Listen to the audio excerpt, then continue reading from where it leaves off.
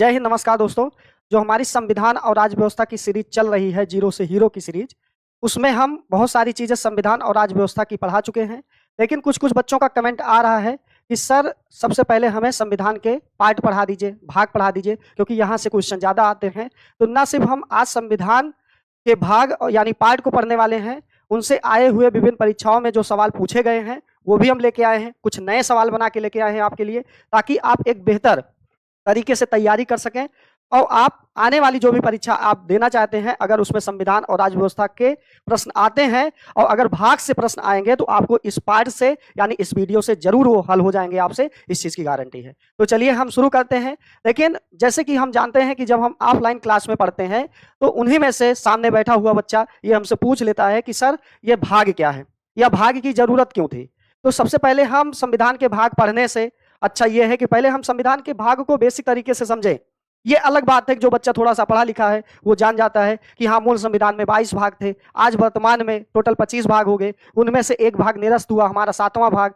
उसके बाद फिर 4 अन्य भाग जोड़े गए समय समय पे संविधान संशोधनों के माध्यम से, जैसे भाग 4A जोड़ा गया, फिर 9A जोड़ा गया, 9ख जोड़ा गया, उसके बाद 14A जोड़ा गया। ये सारी चीजें हम पढ़ने वाले हैं, यानी ये बेसिक टू एडवांस क्लास होने वाली है। वो बच्चा जो आज पहली बार इस क्लास को देख रहा है वो भी समझ में आ जाए उसके कि हाँ, संविधान के भाग अगर पढ़ना है तो इससे अच्छा तरीका नहीं हो सकता है।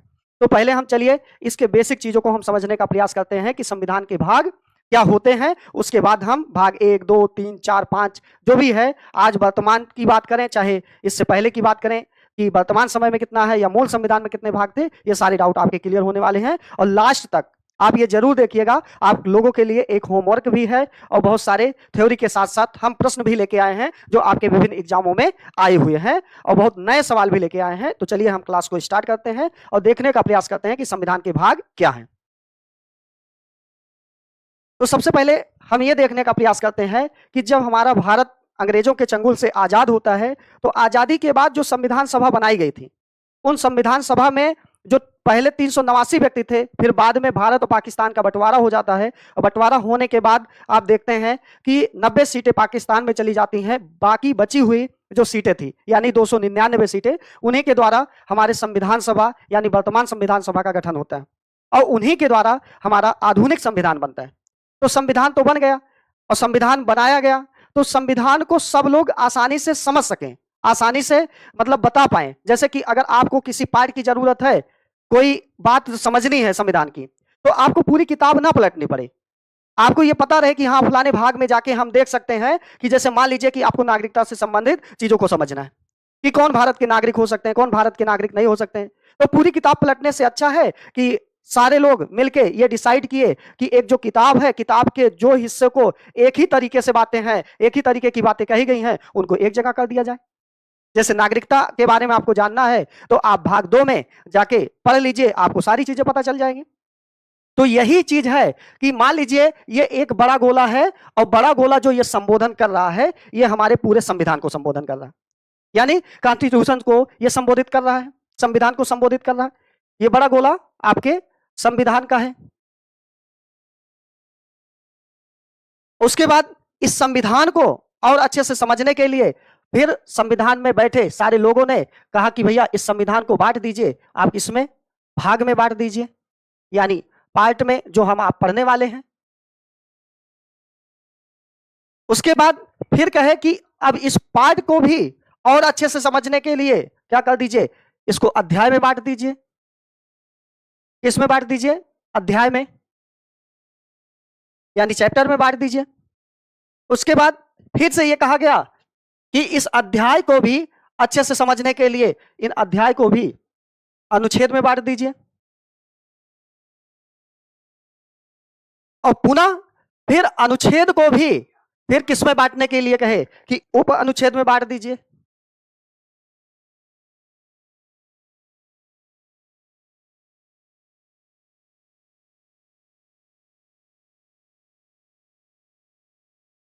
तो इस तरीके से ये पूरे हमारे संविधान को चीजें बनाई गई। तो हम क्या पढ़ने वाले कि एक संविधान है, संविधान का किताब, और उस संविधान के किताब को और अच्छे से जिसको जो पार्ट की, जो भाग की जरूरत है, वो किताब खोले तो किताब में आगे लिखा रहता है। जैसे हम कोई भी किताब खोलते हैं तो किताब में लिखा रहता है कि कितने पेज होने वाले हैं और कौन से पेज में कौन कौन से चैप्टर हम पढ़ने वाले हैं। तो वही किताब में वो सारे विषय वस्तु को, संविधान के सारे विषय वस्तु को हम समझने के लिए क्या करते हैं, उनको हम चैप्टर वाइज यानी पार्ट वाइज बांट देते हैं।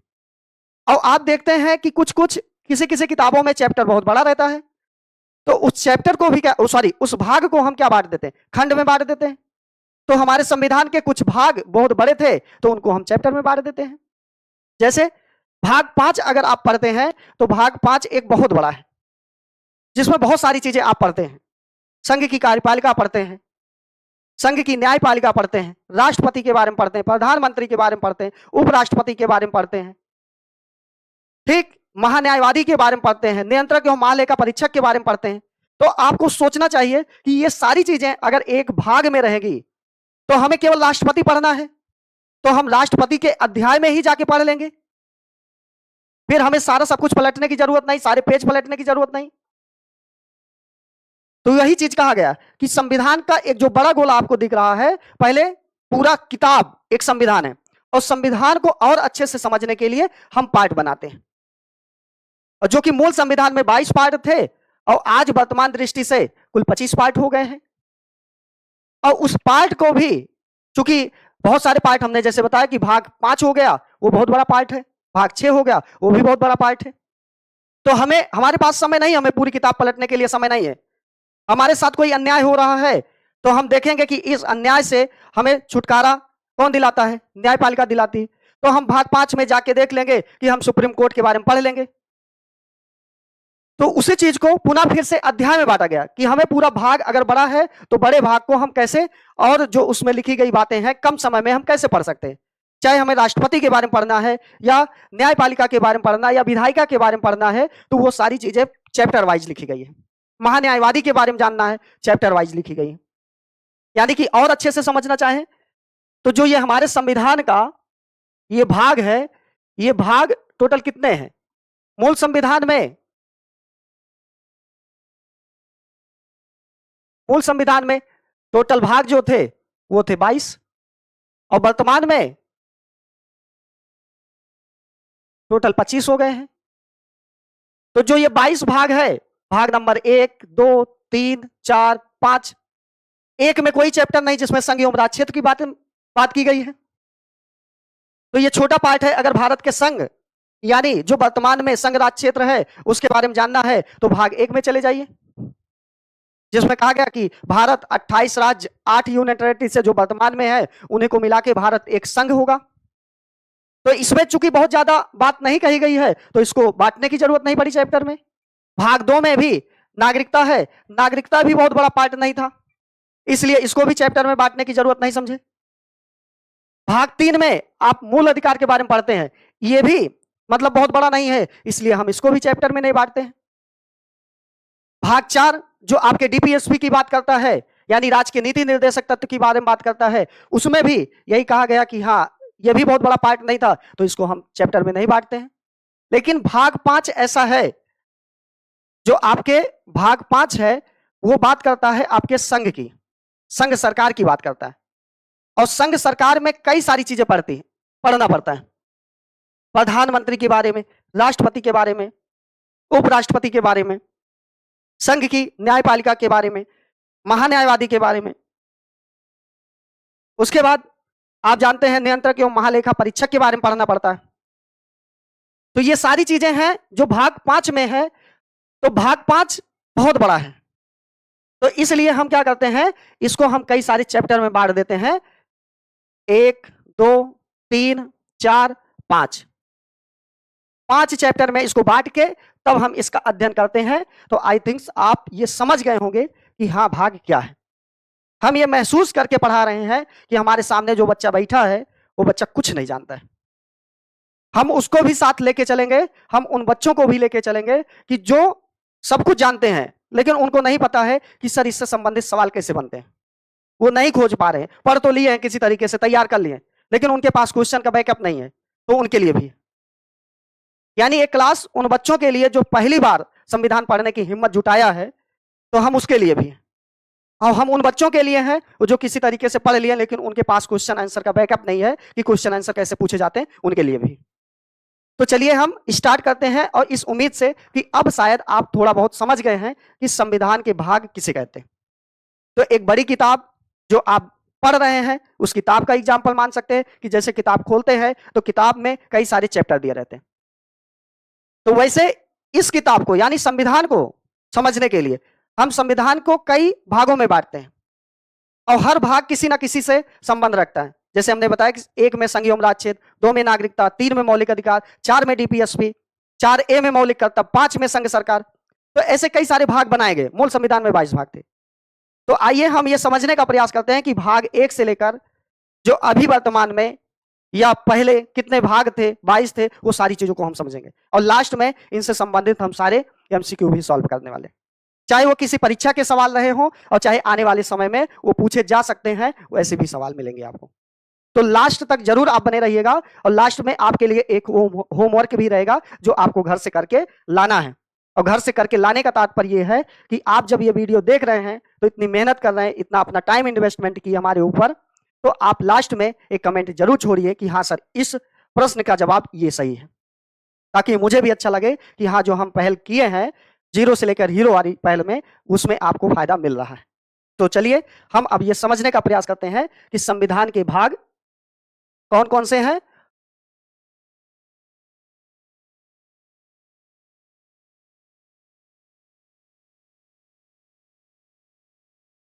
तो देखिए, अब हम शुरू करते हैं कि संविधान में भाग 1 क्या है।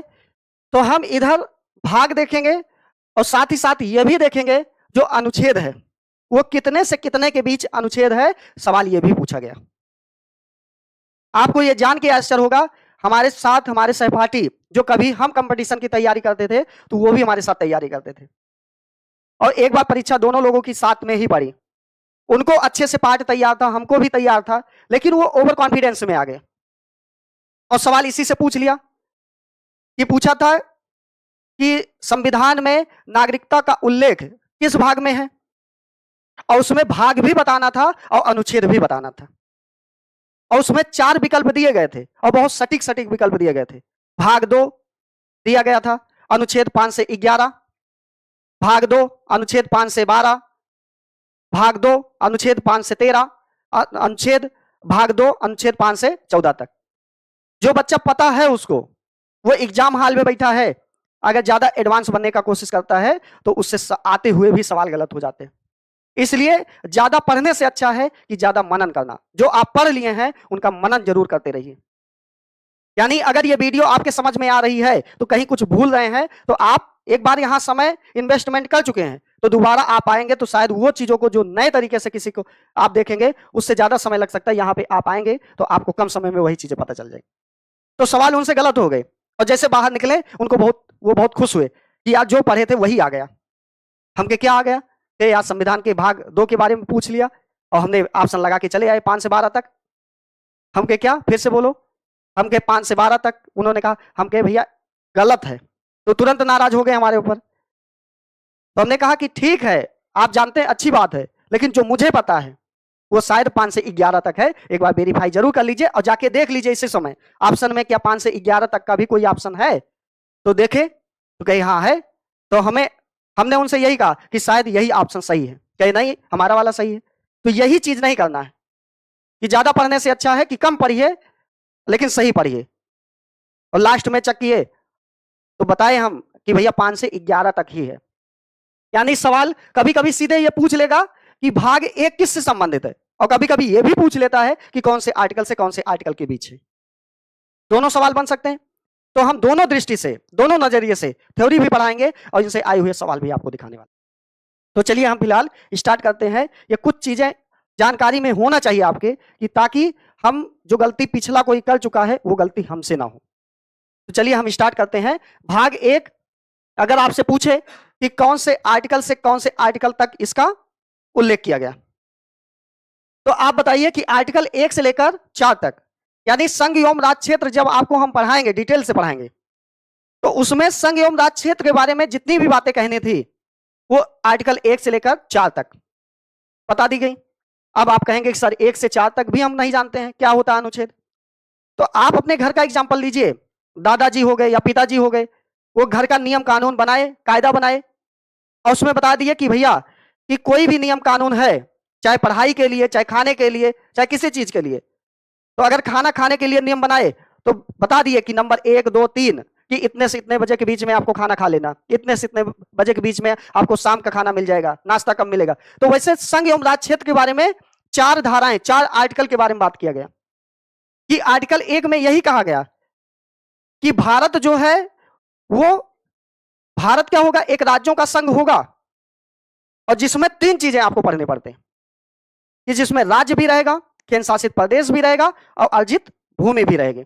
जो कोई युद्ध के द्वारा हम जीतेंगे वो भी इसमें रहेगा। तो ये सारी चीजें मिला के हमारा क्या होगा, राज्यों का एक संघ होगा, भारत अर्थात इंडिया क्या होगा, राज्यों का संघ होगा, ऐसा आर्टिकल 1 में कहा गया।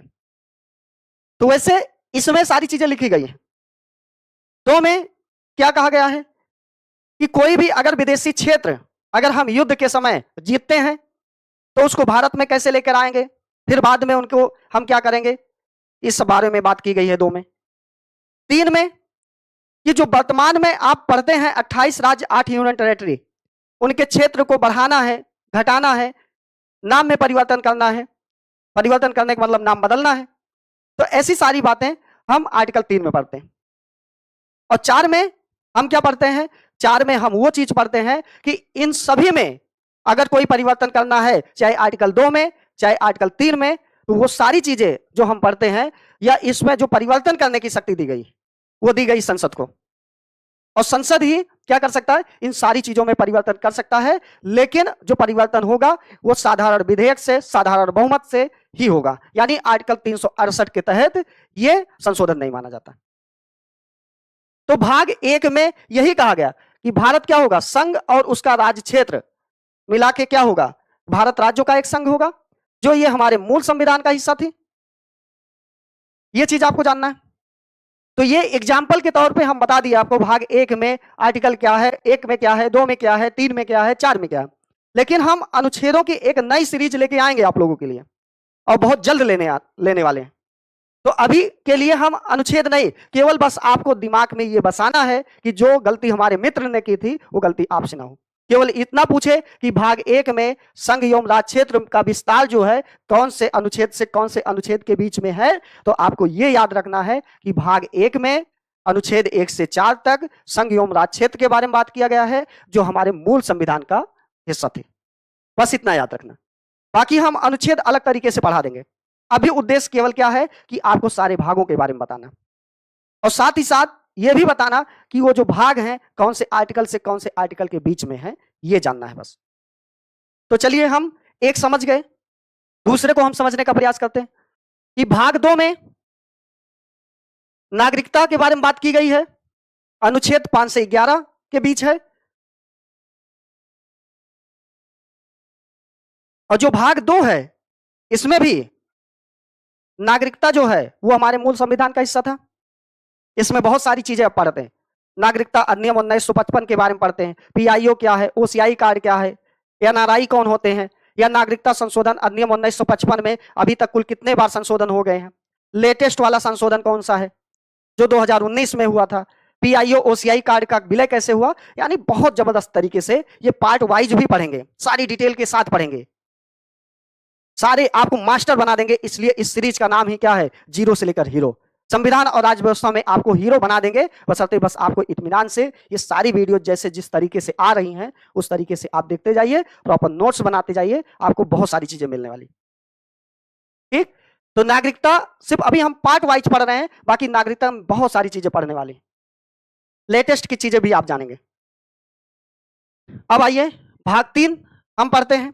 और भाग 3 ये भी कई बार आर्टिकल पूछा गया है कि भाग 3 किससे संबंधित है। तो आप बताइए कि सर भाग 3 जो है वो 12 से 35 तक अनुच्छेद है, और जबकि इसमें बात की गई है मूल अधिकार की, और मूल अधिकार हमारे मूल संविधान में था, जिसमें कई तरीके के मूल अधिकार के बारे में बात किया गया। मूल संविधान में 7 थे, जबकि आज वर्तमान में आप देखते हैं 6 है। जो संपत्ति का मौलिक अधिकार था उसको उठा के आर्टिकल 301 के तहत भाग 12 में पहुंचा दिया गया। समानता का अधिकार पढ़ते हैं आप, स्वतंत्रता का अधिकार पढ़ते हैं, शोषण के विरुद्ध अधिकार पढ़ते हैं, ठीक, धार्मिक का अधिकार आप पढ़ते हैं, धर्म का अधिकार पढ़ते हैं, उसके बाद अल्पसंख्यकों के अधिकार पढ़ते हैं, उसके बाद संवैधानिक उपचारों का अधिकार आप पढ़ते हैं, जिसमें 5 तरीके की रीट के बारे में पढ़ते हैं। बंदी प्रत्यक्षीकरण क्या है, परमादेश क्या है, उत्प्रेषण क्या है, पदच्छेद क्या है, अधिकार परीक्षा क्या है, ये सारी चीजें आप बहुत व्यवस्थित तरीके से आप पढ़ेंगे। मूल अधिकार पढ़ने के बाद आप एकदम आपकी तबीयत खुश हो जाएगी। आप बहुत सारी चीजें आप अपने आसपास होने वाली घटनाओं को आप जानेंगे। आप किसी से विवाह कर सकते हैं, यह भी अधिकार आपके मूल अधिकार में दिया गया। तो ये सारी चीजें जब हम भाग 3 को डिटेल से पढ़ेंगे तब हम पढ़ने वाले हैं। अभी के लिए केवल इतना जानिए भैया कि भाग 3 में मूल अधिकार के बारे में बात की गई है, और मूल अधिकार वो अधिकार हैं जो हमारे संविधान के द्वारा दिए गए। इसमें आप अपने जीवन से जुड़ी बहुत सारी गतिविधियों को जानने वाले हैं। ठीक, क्या आपके अधिकार हो सकते हैं, ये सारी चीजें हम पढ़ने वाले। लेकिन आर्टिकल जरूर याद रखिए कि 12 से लेकर 35 तक है। अगला भाग 4 में हम क्या पढ़ने वाले हैं? भाग 4 में हम डीपीएसपी को पढ़ने वाले हैं, यानी राज्य के नीति निर्देशक तत्वों के बारे में पढ़ने वाले हैं। और राज्य के नीति निर्देशक तत्व में जो आर्टिकल है वो 36 से लेकर 51 तक है। और राज्य के नीति निर्देशक तत्व में यह कहा गया है कि राज्य जब कभी मजबूत होगा तो राज्य के नीति निर्देशक तत्व में लिखी गई सारी बातों को आने वाले समय में जो भी सरकार रहेगी वो सारी चीजें हम जनता को, हम लोगों को मिलना स्टार्ट हो जाएगी, हम भारत के लोगों को मिलना स्टार्ट हो जाएगी। क्योंकि संविधान की प्रस्तावना में सबसे पहला शब्द यहीं से शुरू होता है कि हम भारत के लोग, जो भी व्यवस्था है, जो भी राष्ट्रपति, प्रधानमंत्री, सुप्रीम कोर्ट, हाई कोर्ट, जो भी चीजें आप देखते हैं ये किसके लिए बनाई गई? हम ही लोगों के लिए बनाई गई। तो वही चीज कहा गया कि भाग 4 में जो 36 से लेकर 51 तक के आर्टिकल में विभिन्न प्रावधान दिए गए हैं, इसमें बहुत सारे प्रावधान आप पढ़ते हैं। ग्राम पंचायत, समान नागरिक संहिता, आजीविका के लिए पर्याप्त संसाधन उपलब्ध कराना, यह सारी जिम्मेदारी किसकी है? ये सारी चीजें डीपीएसपी में ही पढ़ते हैं, आने वाले समय में आपको मिलने वाली। लेकिन जब राज्य देने लायक हो जाएगा तब, जब मजबूत हो जाएगा तब। तो ये सारी बात कही गई है। राज्य के नीति निर्देशक तत्व जो आपके मूल संविधान का हिस्सा ये भी थी। तो सवाल आपसे अगर पूछे कि राज्य के नीति निर्देशक तत्व, कोई भी पूछे, नीट में पूछे, तो बताइए कि राज्य के नीति निर्देशक तत्व भाग 4 आर्टिकल पूछे 36 से लेकर 51 तक, अभी केवल इतना। बाकी डिटेलिंग हम करेंगे राज्य के नीति निर्देशक तत्व, तो जब हम पढ़ेंगे तो बहुत सारी चीजें इसमें पढ़ने वाले। उसके बाद भाग 4 ए पढ़ने वाले हैं, जो मात्र एक आर्टिकल से, आर्टिकल 51 ए के माध्यम से हमारे संविधान में यह जोड़ा जाता है, यानी ये मूल संविधान का हिस्सा नहीं। सवाल यहां भी एक बनता है, दे देगा निम्नलिखित में से कौन सा एक मूल संविधान का हिस्सा नहीं है? मूल संविधान यानी ओरिजिनल, जो हमारे संविधान सभा में बैठे 299 लोग लिखकर हमको पकड़ाते हैं, वो मूल संविधान आपका हो गया। लेकिन उसके बाद जो उसमें चीजें जोड़ी गई, वो चीजें निम्नलिखित ऑप्शनों में से कौन सी चीजें हैं जो हमारे मूल संविधान नहीं, बाद में आई? जैसे ऑप्शन दे दे कि पहला ऑप्शन दे दे नागरिकता, दूसरा ऑप्शन मूल अधिकार, तीसरा ऑप्शन डीपीएसपी, चौथा ऑप्शन दे दे मौलिक कर्तव्य। तो जो बच्चे को पता है कि ये 42वां संविधान संशोधन के द्वारा जोड़ा गया, वो ऑप्शन टिक करके निकल जाएगा। लेकिन जो बच्चा अभी नए नए तरीके से तैयारी कर रहा है, उसको क्या पता है मूल संविधान क्या है और कौन सी चीजें बाद में जोड़ी गई? आज तक नहीं जानते थे, लेकिन आज ये जरूर जान जाएंगे कि हाँ कौन सा मूल संविधान का हिस्सा है और कौन सा मूल संविधान का हिस्सा नहीं। आप देखिए, मूल संविधान का हिस्सा है, यह भी मूल संविधान का, यह भी मूल संविधान का, यह भी मूल संविधान का, लेकिन कहीं मूल कर्तव्य के सामने क्या आपको दिख रहा है यह मूल संविधान का हिस्सा है? सवाल ऐसे बनता है, और सवाल आया है आपकी परीक्षा में। लोग गलत करके आए, 90% लोग गलत करके आए, क्योंकि उनको नहीं पता था ये मूल कर्तव्य जो है ये हमारे मूल संविधान में नहीं, 42वां संविधान संशोधन 1976 के माध्यम से सरदार स्वर्ण सिंह समिति के सिफारिश पे जो हमारे संविधान में 10 मौलिक कर्तव्य जोड़े गए। जबकि वर्तमान में आप देखते हैं मौलिक कर्तव्यों की संख्या कितनी हो गई है? 11 हो गई। जो 86वां संविधान संशोधन के द्वारा आपको एक नया मौलिक कर्तव्य जोड़ा जाता, जो 6 से 14 वर्ष के बच्चों के लिए माँ बाप संरक्षक के तौर पर काम करेंगे, उनको पालने पोसने का काम करेंगे, शिक्षा व्यवस्था उनकी ठीक ठाक करने का काम करेंगे। ऐसा कहा गया 42वां संविधान संशोधन 1976 के माध्यम से पहले ये सारी चीज जोड़ी गई, और उसके बाद लास्ट में एक 11 जो मौलिक कर्तव्य जोड़ा गया वो 86वां संविधान संशोधन 2002 के माध्यम से जोड़ा गया।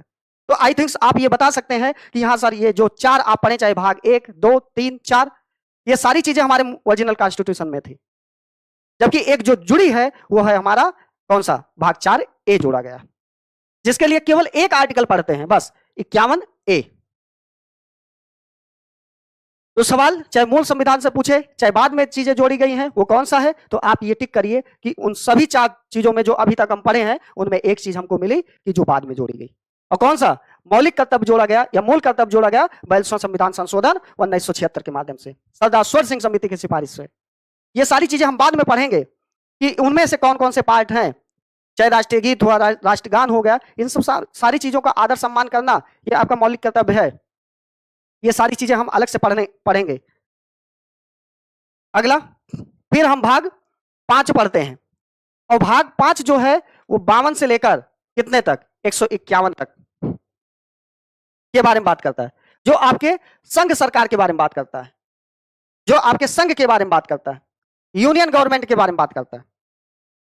इसी में हमने बताया कि 5 चैप्टर होते हैं, संघ की कार्यपालिका, संघ की न्यायपालिका, उसके बाद आप लोकसभा, राज्यसभा, उसके बाद आप देखते हैं कैग के बारे में पढ़ते हैं, महा न्यायवादी के बारे में पढ़ते हैं। तो जब भाग 5 डिटेल से पढ़ाएंगे तो वो चैप्टर वाइज भी सारी चीजें पढ़ा देंगे। लेकिन अभी के लिए सिर्फ इतना जानिए कि अगर आपसे पूछे कि भाग 5 में किसके बारे में बात किया गया, तो आप बताइए कि संघ के बारे में बात किया गया और जो हमारे मूल संविधान में था। अगला भाग 6 जो बात करता है राज्य सरकार के बारे में, यानी पहले संघ आएगा उसके बाद राज्य आएगा। और जो राज्य सरकार के बारे में बात करता है यह भी हमारे मूल संविधान का हिस्सा है, आपको पता होना चाहिए। और कई बार सवाल पूछा गया है, यह भी जानिए। भाग 7 एक ही आर्टिकल के आधार पर, आर्टिकल 338 के आधार पर भाग बी जो राज्य था 7वां संविधान संशोधन 1956 के द्वारा क्या कर दिया गया, समाप्त कर दिया गया। यह बात आपके समझ में नहीं आई होगी। यानी भाग 1 में भी राज्यों से संबंधित बात थी और भाग 7 में भी राज्यों से संबंधित बात थी। तो कहे कि जो ये पार्ट बनाया ही गया है तो राज्य राज्य 2 बार क्यों खेल रहे हैं? जो बच्चा एग्जाम की तैयारी कर रहा है उसके लिए भी समस्या है कि 2 जगह राज्य राज्य क्यों पढ़े हो। तो 7वां संविधान संशोधन के द्वारा जो राज्यों की श्रेणी थी, राज्यों की श्रेणी यहां पे थोड़ा सा गलत हो गया, वो राज्यों की श्रेणी ए, बी, सी और डी 4 राज्यों की श्रेणी बनाई गई थी। वो 7वां संविधान संशोधन के माध्यम से जो 1956 में हुआ, राज्यों की श्रेणी को समाप्त कर दिया गया। अब ये पढ़ेंगे, जब पढ़ाएंगे तो ये दोनों चीजें हम भाग 1 में ही पढ़ लेते हैं कि राज्यों की श्रेणी कौन सी थी, भाग ए में कौन से राज्य थे, भाग बी में कौन से, भाग सी में, भाग डी में। थोड़ा सा अभी झलकिया ले लीजिए और जान लीजिए कि हाँ जो सर पढ़ा रहे हैं उनके पास जानकारी बहुत है, लेकिन अभी वो संघ एवं राज्य क्षेत्र की वीडियो आई नहीं है। जब आएगी तो आप देखेंगे, पढ़ के मजा आ जाएगा। जब 15 अगस्त 1947 को हमारा देश आजाद होता है तो आजादी के पहले ही हमारे देश में भारतीय स्वतंत्रता अधिनियम 1947 भी पारित होता है। और उसके बाद जो हमारे यहाँ की रियासतें थी, उन रियासतों को विलय करने की जिम्मेदारी सरदार वल्लभ भाई पटेल और बीपी मेनन साहब को दी गई। और सरदार वल्लभ भाई पटेल और बीपी मेनन साहब मिलकर भारत की सारी रियासतों को भारत में विलय करवा देते। लेकिन 3 रियासतें ऐसी थी कि जिनका विलय भारत में नहीं हो पा रहा था। वो पहली रियासत थी जम्मू कश्मीर, दूसरी रियासत थी जूनागढ़, तीसरी रियासत थी हैदराबाद। जम्मू कश्मीर ये चाहता था कि हम अपना एक अलग देश बनाएंगे, जो कि संभव नहीं था, क्योंकि रियासतों को यह जिम्मेदारी दी गई, ये कहा गया बलपूर्वक कि आपको किसी ना किसी राज्य का हिस्सा बनना पड़ेगा, या पाकिस्तान का या आपको भारत का। तो ये तीनों लोग, कोई पाकिस्तान में मिलना चाहता था, कोई स्वतंत्र रहना चाहता था, तो इन तीनों लोगों को अलग अलग माध्यमों से जोड़ा गया। ये सारी चीजें हम पढ़ेंगे किसमें, 1 में, भाग 1 में पढ़ेंगे। तो वही उस समय जब विलय कर दिया गया तो विलय करके क्या किया गया, राज्यों की श्रेणी बना दिया गया। भाग 1 में वो राज्य क्षेत्र आए कि जो कभी ना कभी ब्रिटिश क्षेत्र का हिस्सा हुआ करते थे। भाग बी में वो क्षेत्र आए कि जो कभी राजा महाराजाओं का, जो बीपी मेनन साहब, सरदार वल्लभ भाई पटेल जिनका विलय करवा रहे थे, ऐसे क्षेत्रों को मिला के भाग बी बनाया गया। भाग सी ऐसे राज्य क्षेत्र जो कभी ना कभी किसी ना किसी रियासत या राजा का अंडर में रहा हो, लेकिन उसके कुछ क्षेत्रों पर अंग्रेज कभी शासन किए, उसी को हम कमिश्नरी क्षेत्र के रूप में जानते हैं। और डी में संघ शासित प्रदेश थे। तो यही कहा जा रहा 1956 में राज्यों की श्रेणी समाप्त कर दी गई। बहुत रोचक कहानी है, जिसमें आप कई सारी समितियों के बारे में पढ़ते हैं, जेबीपी समिति, एसके धर समिति, फजल अली आयोग, श्री राम लुलू। 56 दिन की भूख हड़ताल के बाद जब मरते हैं तो फिर से आंदोलन तेज हो जाता है, भाषा के आधार पर राज्यों के गठन। ये सारी चीजें हम भाग 1 में पढ़ने वाले। तो ये भाग 7 जो है ये हमारा निरस्त कर दिया जाता है 1956 के माध्यम से, 1956 में 7वें संविधान संशोधन के माध्यम से। तो ये पार्ट हम इतना समझ लिए। अब आगे भाग 8 में क्या पढ़ने वाले, हम यूटी के बारे में पढ़ते हैं, यूनियन टेरिटरी के बारे में पढ़ते हैं। आज वर्तमान में जो 8 यूनियन टेरिटरी पढ़ते हैं, वैसे केंद्र शासित प्रदेशों के बारे में अगर हमको पढ़ना है तो भाग 8 में हम जाके पढ़ते हैं आर्टिकल 239 से लेकर 242 तक के बीच में जो भी राज्य बने हैं केंद्र शासित प्रदेश, उनके बारे में अध्ययन। तो केंद्र शासित प्रदेश ये भी मूल संविधान का हिस्सा था। और भाग 9 में जो 243 से लेकर 243 ओ तक है, इसमें हम पंचायतों के बारे में बात करते हैं जो 73वां संविधान संशोधन के माध्यम से ये जोड़ा गया, भाग 9। और उसके बाद फिर भाग 9A भी पढ़ते हैं जो 243 पी ओ तक यहां पर है, ओ के बाद पी आता है, उसके बाद जेड जी तक हम पढ़ते हैं जो भाग 9A है जिसमें हम नगर पंचायत के बारे में बात करते हैं। और नगर पालिका या नगर पंचायत के बारे में पढ़ते हैं, वो भी 74वां संविधान संशोधन 1992 के माध्यम से जोड़ा गया। और इसमें 2 फैक्ट और आपको याद करना है कि ये लागू कब हुआ, तो 1993 में। और अगर आपसे पूछे कि ग्राम पंचायत जो है उसमें टोटल विषय कितने हैं, तो आप बताएंगे कि 29 विषय भी हैं। ये सारे सवाल हैं आपके परीक्षा के। और वैसे ये भी लागू 1993 में, और जो विषय थे वो विषय इसमें है नगर पालिका में टोटल 18 विषय हैं। ये सवाल कई बार पूछा है कि नगर पालिका में विषय की संख्या कितनी है, तो आप बताएंगे 18। पूछा जाएगा सवाल कि ग्राम पंचायत में विषय कितने हैं, तो आप बताएंगे कि 29 विषय हैं। ये पूछा जाएगा ग्राम पंचायत कौन से संविधान संशोधन के द्वारा जोड़ा गया, तो आप बताएंगे 73वां संविधान संशोधन। आपसे यह सवाल पूछा जाएगा कि नगर पालिका कौन से संविधान संशोधन के द्वारा जोड़ा गया, तो आप बताएंगे कि 74वां संविधान संशोधन। ठीक, ये सारी चीजें आपकी विभिन्न परीक्षाओं में पूछी गई हैं। उसके बाद 9B जो 243 ZH से लेकर ZT तक में इसके बारे में बात किया गया, जो कोऑपरेटिव सोसाइटी के बारे में बात करता है, सहकारी समितियों के बारे में बात करता है। कई बार सवाल पूछा गया है कि कौन से भाग में इसका उल्लेख है, तो आप बताएंगे कि 9B में इसका उल्लेख है। कौन से संविधान संशोधन के द्वारा यह जोड़ा गया, तभी आप बताएंगे कि यह संविधान संशोधन था 97वां कॉन्स्टिट्यूशन अमेंडमेंट 2011, यानी 97वां संविधान संशोधन 2011 के माध्यम से सहकारी समितियां हमारे संविधान का हिस्सा बनती हैं। और जो कि मूल संविधान का हिस्सा नहीं था, चाहे हम बात ये करें मूल संविधान नहीं था, ये भी नहीं था, ये भी नहीं था, ये सारी चीजें कहीं ना कहीं बाद में जोड़ी गई हैं। यहां तक बात समझ में आती है आपको।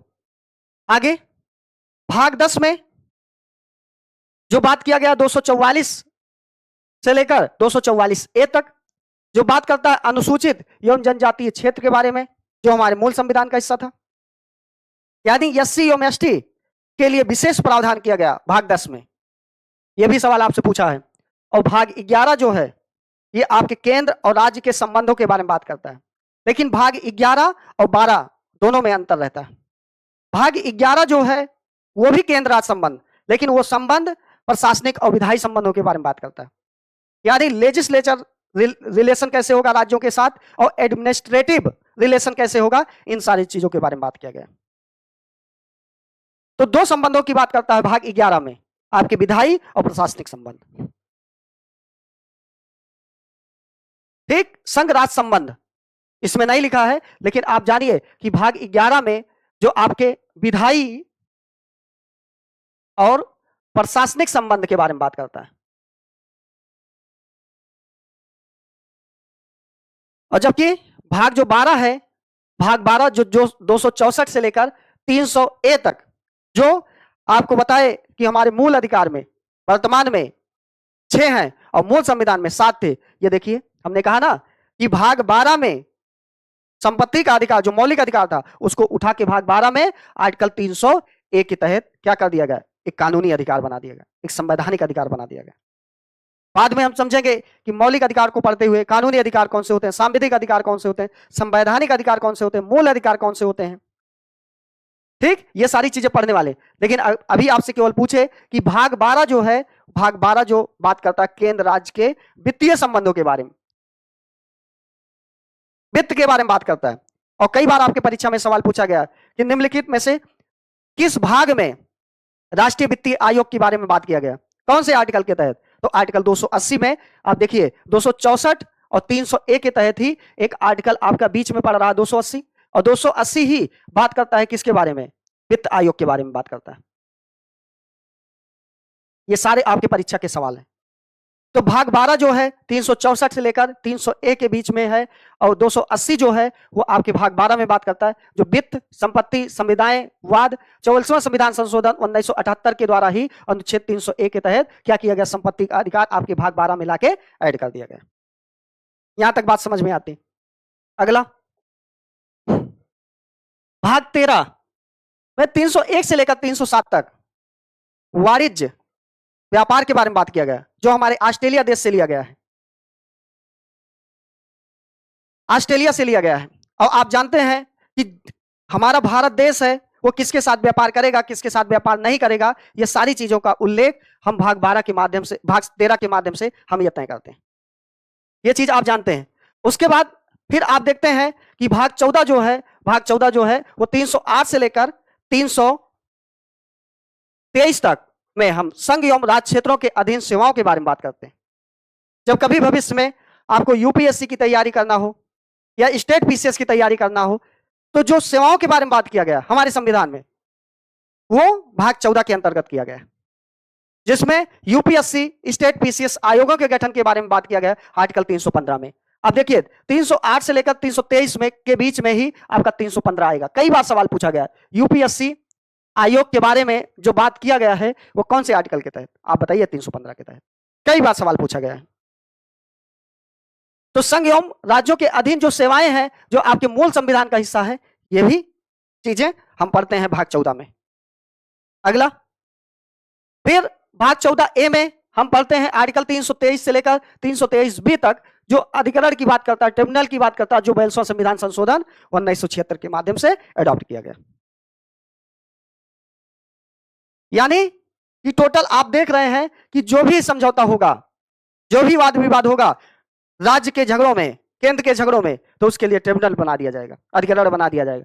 क्योंकि हम उसको सुप्रीम कोर्ट, हाई कोर्ट नहीं लेके जा सकते हैं, क्योंकि केंद्र सरकार, राज्य सरकार को ही जिम्मेदारी रहती है कि यहाँ की संपूर्ण जनसंख्या को रोजगार देना, खाने पीने की व्यवस्था करना, सारी चीजों की व्यवस्था करना, कानून व्यवस्था। तो उनके विवाद जो होंगे वो अधिकरण के माध्यम से सुलझाए जाते हैं। अगला भाग 15 में आप पढ़ते हैं जो आर्टिकल 324 से लेकर 329 ए तक है, उसमें आप यही पढ़ते हैं निर्वाचन के बारे में, कि भारतीय निर्वाचन आयोग या निर्वाचन की पद्धति किसके माध्यम से, कौन से भाग के माध्यम से? तो भाग 15 के माध्यम से होता है। और भाग 15 में वो आयोग जो है, कौन से आयोग का जो उल्लेख है, भारतीय निर्वाचन आयोग कौन से आर्टिकल के तहत है? तो आप बताते हैं आर्टिकल 324 के तहत भारतीय निर्वाचन आयोग के बारे में बात किया गया है। तो इस तरीके से आप देखिए यह भी सवाल पूछा गया है, और निर्वाचन जो है ये हमारे मूल संविधान में ये सारी चीजें ऐड की गई थी।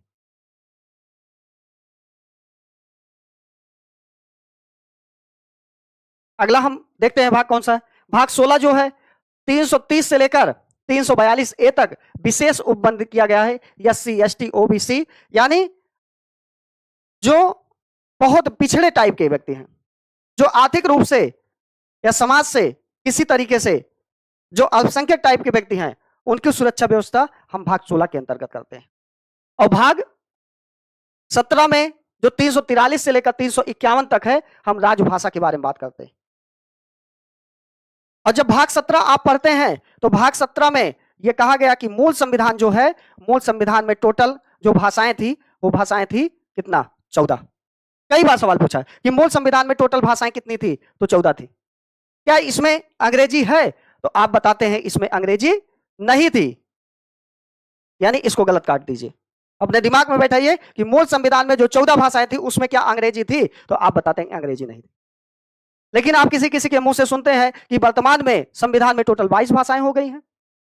तो कैसे हुई? ये तमाम संशोधनों के माध्यम से। जो सबसे पहला संशोधन होता है 21वां कॉन्स्टिट्यूशन अमेंडमेंट 1967 के माध्यम से एक भाषा जोड़ी गई, जो भाषा थी क्या भैया? सिंधी थी। फिर एक संविधान संशोधन होता है 71वां कॉन्स्टिट्यूशन अमेंडमेंट 1992 में होता है, जो 3 भाषाएं जोड़ती है, नेपाली, मणिपुरी और कोंकणी। ये 3 भाषाएं जोड़ी जाती हैं। फिर आपका एक संविधान संशोधन होता है 92वां कॉन्स्टिट्यूशन अमेंडमेंट, जिसके तहत 4 भाषाएं जोड़ी जाती हैं। कौन कौन सी? बोडो, डोगरी, मैथिली और संथाली। ये 4 भाषाएं जोड़ी जाती हैं आपका 92वां कॉन्स्टिट्यूशन अमेंडमेंट या 92वां संविधान संशोधन 2003 के माध्यम से ये भाषाएं जोड़ी जाती हैं। और ये भाषाएं एक साथ 4 भाषाएं जोड़ी गई, तो आप जोड़िए कि मूल संविधान में टोटल 14 भाषाएं थी, जबकि 21वां संविधान संशोधन के द्वारा सिंधी जोड़ी गई, तो कितनी हो गई? 15 भाषाएं। फिर 71वां संविधान संशोधन 1992 के माध्यम से 3 भाषाएं जोड़ी गई, तो भाषाओं की संख्या कितनी हो गई? टोटल हो गई 15 3 18। और उसके बाद फिर 92वां संविधान संशोधन 2003 के माध्यम से 4 भाषाएं एक साथ जोड़ी जाती हैं, तो 18 और 4 कितना मिलके हो जाता है? 22। तो इस प्रकार टोटल वर्तमान में अगर आपसे पूछे कि भाषाओं की संख्या कितनी है, तो आप ये जरूर बताइए भैया कि टोटल भाषाओं की संख्या 22 है। और जबकि मूल संविधान में कितनी थी?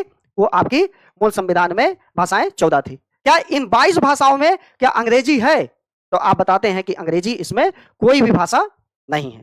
तो भाग 17 तक आपने ये सारी चीजें देखा। आगे भाग 18 जो 352 से लेकर 360 तक आप आपात उपबंध और 44वें संविधान संशोधन 1978 के माध्यम से सारी चीजें, ये कुछ कुछ परिवर्तन इसमें किया गया, इसमें जोड़ा गया। और आप देखिए कि आपात उपबंध 3 तरीके के, एक राष्ट्रीय आपात, एक संवैधानिक आपात, जो कहीं किसी राज्य में वहां की सरकार गिर जाती है किसी भी कारणों से, तो राष्ट्रपति शासन लग जाता है। और उसके बाद वित्तीय आपात, यानी 352 में राष्ट्रीय आपात के बारे में बात किया गया, 356 में राष्ट्रपति शासन, 360 में आपके वित्तीय आपात। इन तीनों में अगर आपसे पूछे कि कौन कौन से आपात लग चुके हैं, तो आप बताइए कि आपात, राष्ट्रीय आपात काल भी लग चुका है 352 वाला। जब जब युद्ध हुआ है हमारे देश में, चाहे 1961 में, 62 में भारत चाइना का युद्ध हुआ, 65 में फिर भारत पाकिस्तान का युद्ध हुआ, फिर 1971 में भारत पाकिस्तान का युद्ध हुआ। तो ऐसे जब हमारे देश में कोई भी राष्ट्रीय स्तर की आपदा आई, तो उस समय हम क्या लगा देते हैं? राष्ट्रीय आपातकाल लगा देते हैं। उसके बाद राष्ट्रपति शासन कई देशों में लग गया है, तो सॉरी कई राज्यों में लग गया है। लेकिन जब तक अभी तक इन तीनों में एक आपातकाल जो नहीं लगा है, वो है वित्तीय आपातकाल। लेकिन वित्तीय आपातकाल हमारे भारत में लगने वाला था। 1991 में भारत की आर्थिक स्थिति बहुत कमजोर हो गई थी। मात्र 7 दिन का राशन बचा था, 7 दिन का पैसा बचा था कि जिससे भारत वो आवश्यक सामान विदेशों से मंगा के हम लोगों को खिला पिला सकता था। तो लगने वाला था, लेकिन बचा लिया गया 4 लोगों के द्वारा। उस समय के राष्ट्रपति आर वेंकट रमन, उस समय के RBI governor R Venkataraman, उसके बाद जो प्रधानमंत्री थे पीवी नरसिम्हा राव, और जो वित्त मंत्री थे मनमोहन सिंह, इनके द्वारा जो वित्तीय आपातकाल लगने वाला था, उस चीजों को हम क्या करते हैं? रोक लेते हैं। कभी कहानी हम बताएंगे कि यहीं से राम मनमोहन मॉडल आता है, यहीं से नई आर्थिक नीति आती है, यहीं से उदारीकरण, निजीकरण, वैश्वीकरण की शुरुआत होती है। तब से हमारा देश दिन प्रतिदिन क्या कर रहा है? विकास कर रहा है। तो ये सारी चीजें हम कहानी समझेंगे कि वित्तीय आपातकाल जो लगने वाला था, उससे हम कैसे छुटकारा पाते हैं या उससे हम कैसे निकलते हैं। फिर भाग 19 जो 361 से लेकर 367 तक के बारे में बात किया गया, परकीड़, जो हमारे मूल संविधान में मिसलेनियस क्या है कि अभी तक जितने आप पार्ट पढ़े, उन पार्ट का कोई ना कोई एक स्पेशल टॉपिक जरूर है कि किसी में संघ एवं राज्य क्षेत्र, किसी में नागरिकता, किसी में मौलिक कर्तव्य, किसी में मूल अधिकार, किसी में संघ सरकार, किसी में राज्य सरकार, किसी में यूनियन टेरिटरी, किसी में SC ST के बारे में बात किया जा रहा है, किसी में सेवाओं, किसी में निर्वाचन। सबका अपना एक अलग अलग टॉपिक है, लेकिन उन सभी में मतलब जो बात और सभी में नहीं है उसको एक जगह उठा के कर दिया गया भाग 19 में। और भाग 19 जो है आप जानते हैं ये मिसलेनियस का पॉइंट है। जो और बातों और भाग से इतर की चीजें हैं उनको एक जगह हम रख देते हैं। उसके बाद भाग 20 आप पढ़ते हैं, और भाग 20 जो केवल एक आर्टिकल को आधार मान के, आर्टिकल 368 के एक आधार है, केवल एक आर्टिकल 368 जिसके तहत हम संविधान में संशोधन कर सकते हैं। वो संशोधन साधारण बहुमत से, वो संशोधन विशेष बहुमत से, वो संशोधन विशेष बहुमत प्लस आधे से अधिक राज्यों के माध्यम से, समर्थन के माध्यम से हम कर सकते हैं। ये हम पढ़ते हैं भाग 20 में। भाग 21 में हम पढ़ते हैं जो 369 से लेकर 392 तक है, अस्थायी संक्रमणकालीन एवं विशेष उपबंध। विभिन्न संशोधनों के द्वारा नए नए अनुच्छेद बनाए गए। चाहे नागालैंड की बात करें, चाहे महाराष्ट्र की बात करें, कुछ ऐसे राज्य हैं कि जिनको हम विशेष राज्य की कैटेगरी में रखते हैं। वो कौन से पार्ट के तहत? भाग 21 के तहत। ठीक, तो भाग 21 जो 369 से लेकर 392 के बीच है, जिसमें हम अस्थायी संक्रमणकालीन और विशेष राज्य के दर्जे के बारे में बात करते हैं, उसको हम भाग 21 में पढ़ते हैं। यहां से सवाल कई बार पूछा गया। अगला जो सबसे लास्ट पार्ट है हमारा भाग 22, वो है 393 से लेकर 395 तक, जिसमें हम भारत के संक्षिप्त नाम, प्रारंभ और निरसन के बारे में बात करते हैं, जो हमारे मूल संविधान का हिस्सा था। यानी कि इस तरीके से आप देखते हैं कि केवल एक पार्ट जो भाग 7 था वो निरस्त किया गया, बाकी कई सारे पार्ट क्या किए गए, समय समय पे जोड़े गए। तो 4 जोड़े गए तो 22 7 26 होने चाहिए। यही तो आपके मन में आ रहा होगा। सर 4 बताए कि भाग 4A जोड़ा गया, उसके बाद 9A जोड़ा गया, 9 खा जोड़ा गया, और उसके बाद 14 का जोड़ा गया, तो 22 7 26 होने चाहिए। तो हम ये भी तो बता रहे हैं भैया कि भाग 7 जो है वो निरस्त भी किया गया है। तो 22 7 26 में एक घटाएंगे तो 25 नहीं हो जाएगा। तो मूल संविधान में 25 है, सॉरी मूल संविधान में 22 थे, जबकि वर्तमान संविधान में आपके 25 हो जाते हैं। तो ये सारी चीजें जो थ्योरी की पार्ट थी ये हम समझे। अब आइए इनसे संबंधित कुछ प्रश्नों को भी देखने का काम करते हैं। अब शायद अगर क्लास आप देखे हैं अच्छे से तो इन प्रश्नों के जवाब आप बहुत आसानी से आप दे सकते हैं। जैसे वर्तमान संविधान में कुल कितने भाग हैं? देखिए सबसे पहला सवाल यही आया और कई बार आपकी परीक्षा में पूछा गया। तो आप ये कह सकते हैं कि वर्तमान संविधान के बारे में बात किया जा रहा है, इसलिए हम दोनों सवाल ये बना के लेके आए हैं और दोनों सवाल किसी ना किसी परीक्षा में पूछा गया। लेकिन अब आपके पास क्षमता नहीं है कि आप किसी तरीके से एक क्लास ही देख लीजिए, वही बहुत बड़ी बात है। ये दोनों सवाल किसी ना किसी परीक्षा में पूछे गए, लेकिन दोनों में अंतर नहीं है तो लोगों को एक जैसे लगते हैं। लेकिन अंतर देखिए, इसमें कह रहा है कि वर्तमान संविधान की बात कर रहा है, आज करंट टाइम के संविधान की बात कर रहा है, तो कितने भाग हो जाएंगे? 25। और देखो ऑप्शन में 26 भी है। और जबकि अब अगला सवाल जो कह रहा है मूल संविधान में कितने थे, तो 22 ही तो थे। देखिए कितने आसान है। लेकिन अगर एक साथ नहीं पढ़ेंगे, मिला के नहीं पढ़ेंगे, तो सवाल आपसे गलत हो सकता है। भाग 1 किस विषय के बारे में बात करता है? हमने अभी पढ़ाया, इस संघ एवं राज्य क्षेत्र के बारे में बात करता है। देखिए कितने आसानी से सवाल सॉल्व हो रहे हैं। तो वो आपसे हो सकते हैं, लेकिन मन लगा के पेशेंस के साथ इसको पढ़ने का काम करिए, जरूर आपसे सवाल सही होगा। नागरिकता किस भाग में? यही सवाल पूछा गया था भाग 2 में। अब यहीं पे दे देगा कौन से आर्टिकल में, तो आप 5 से 11 तक बता सकते हैं कि नहीं बता सकते? हमने क्योंकि एक साथ 2 काम करवाया कि न सिर्फ भाग पढ़ाए, और वो भाग कौन से अनुच्छेद से लेकर कौन से अनुच्छेद के बीच में है ये भी हमने बताया। अगला, मौलिक अधिकार किस भाग में है? तो भाग 3 में मौलिक अधिकार है। राज्य के नीति निर्देशक तत्व किस भाग में है? तो भाग 4 में है। देखिए कितने आसानी से हो रहे हैं। मूल कर्तव्य किस भाग में जोड़े गए हैं? तो 4A में जोड़े गए हैं, जो कि 42वां संविधान संशोधन 1976 के माध्यम से सरदार स्वर सिंह समिति की सिफारिश पे। ये सारी चीजें समझिए। हम अलग से मौलिक कर्तव्य पढ़ेंगे, लेकिन अभी के लिए इतना जानिए। और जब ये सरदार स्वर सिंह समिति की सिफारिश पे 10 मौलिक कर्तव्य जोड़े गए, कितने जोड़े गए? 10 जोड़े गए। उसके बाद फिर 86वां कॉन्स्टिट्यूशन अमेंडमेंट 2002 के माध्यम से 11वां भी जोड़ा गया। सवाल यह भी बन सकता है कि मौलिक कर्तव्य में स्टार्टिंग में कितने मूल कर्तव्य जोड़े गए? तो 10 बताइए। 11वां कब जुड़ा? तो 86वां संविधान संशोधन 2002 के माध्यम से। क्या विषय वस्तु है उसकी, यह भी सवाल पूछा गया। तो 6 से 14 वर्ष के बच्चों के लिए क्या करेंगे? माँ बाप संरक्षक के तौर पर काम करेंगे। यहां तक बात समझ में आई होगी आपके। उसके बाद भाग 4A में कौन से संविधान, यही सारी चीजें बता दिए तो आपको बताने में आसानी होगी 42वां संविधान संशोधन के माध्यम से। भाग 7 जो है वो किस संशोधन द्वारा समाप्त किया गया? और देखिए कितना आसान सवाल पूछा जा रहा। इस 7वां संविधान संशोधन 1956 के माध्यम से, देखिए विकल्प में है 7वां संविधान संशोधन 1956 के माध्यम से समाप्त किया गया। पंचायतें किस भाग में है? तो पंचायतें जो है वो भाग 9 में है, ये चीज जानना है। भाग 9 किस संविधान संशोधन द्वारा जोड़ा गया है? भाग 9 के बारे में बात कर रहा है, तो 73वां 1992 के माध्यम से जोड़ा गया, जो 93 में लागू हुआ। और विषय कितने हैं ये सारी चीजें हमने बताया कि 29 विषय हैं, और 73वां कॉन्स्टिट्यूशन अमेंडमेंट 1992 लागू 1993 में। बस कितना आसान है। थोड़ा सा फैक्ट आप देखिए बहुत सारे सवालों को आप, नगर पालिकाएं किस भाग में है? तो नगर पालिका 9A में है।